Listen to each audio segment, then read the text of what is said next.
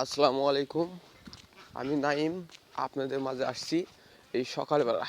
আজকে সকালবেলা, ঠিক আছে? তো রাস্তা দেখে আপনারা বুঝতে পারছেন রাস্তার কি অবস্থা। হ্যাঁ, শুকনা রাস্তা ভিজে গেছে কুয়াশার পানি পড়ে। কুয়াশা মানে ফিরি ফিরি বৃষ্টিও হচ্ছে। হুম, খুবই ফিরি ফিরি, একদম হালকা। সব দেশের অবস্থা দেখেন কি অবস্থা হয়েছে কুয়াশায়। কটা বাজছে এখন, টাইমটা দেখে নিই, তাও পৌনে 10টা। কি দোকান বন্ধ? কি ছবি দেখছেন তুমি?